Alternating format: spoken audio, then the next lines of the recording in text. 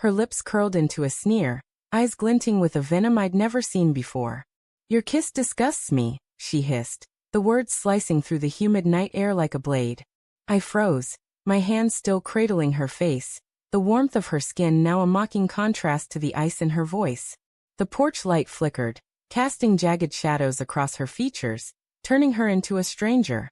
My chest tightened, a dull ache spreading as I stepped back, the creak of the wooden boards under my boots echoing in the silence. I didn't respond. I couldn't. I just turned and walked away, the gravel crunching beneath my feet. Her words looping in my mind like a cruel refrain.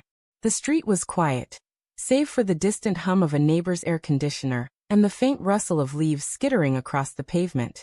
My truck sat at the curb, its chipped red paint glowing faintly under the street lamp. I fumbled with my keys, my fingers trembling, not from the late summer heat, but from the weight of her words. Disgust. The word felt like a punch, bruising something deep inside me. I climbed into the driver's seat, the worn leather creaking, and gripped the steering wheel, staring at the dashboard. My reflection in the windshield was a ghost, hollow-eyed, jaw clenched, a man unraveling. I'd kissed her 1,000 times. Soft kisses in the morning, her hair tangled from sleep. Hungry kisses after too many beers at the bar.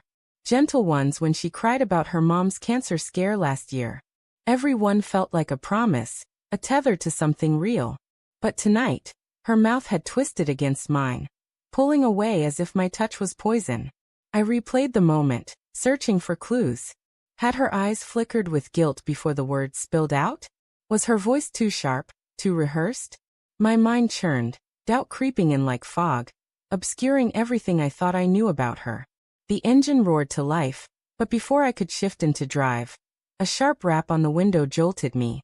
Ellie stood there, her silhouette framed by the streetlight, her chest heaving like she'd sprinted after me.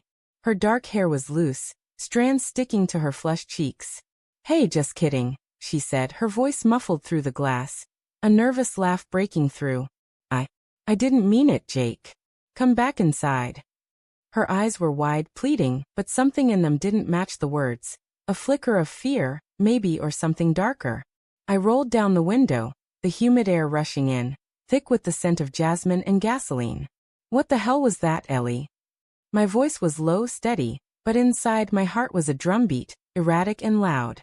She leaned closer, her hands gripping the window frame, her nails chipped from nervous biting. "I was just upset. It's been a rough day. I'm sorry." Her words tumbled out too fast, like she was trying to outrun them. I wanted to believe her. God, I wanted to. But the sting of her earlier words lingered, sharp and unrelenting.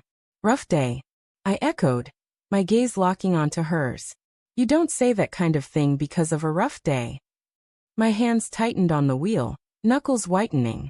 She looked away, her lips parting as if to speak, but nothing came out. The silence stretched, heavy, suffocating. I noticed her phone clutched in her hand, the screen glowing faintly. A notification popped up, a name I didn't recognize. Mark. My stomach twisted, a cold knot forming. "It's nothing," she said quickly, tucking the phone into her pocket. Too quickly. Her eyes darted to the side, avoiding mine. I'd seen that look before, when she'd lied about forgetting our anniversary dinner, when she'd sworn she hadn't dented my truck.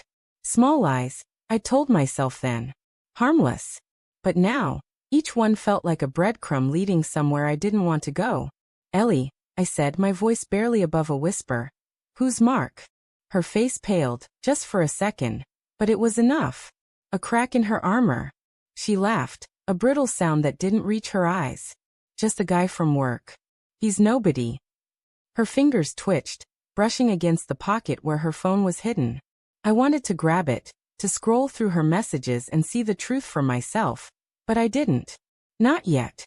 Instead, I nodded, forcing a smile that felt like a lie of my own. "Let's go inside," I said, turning off the engine. The house smelled of lavender candles and the faint tang of the spaghetti we'd eaten earlier. The living room was dim.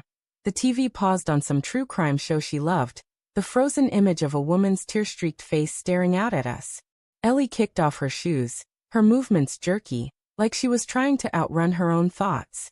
I sat on the couch, the cushions sagging under my weight, and watched her pace. "You're acting weird," I said, keeping my tone neutral, though my pulse was racing. "What's going on?" She stopped, her back to me, her shoulders tense. "Nothing's going on, Jake. I told you, I was just upset."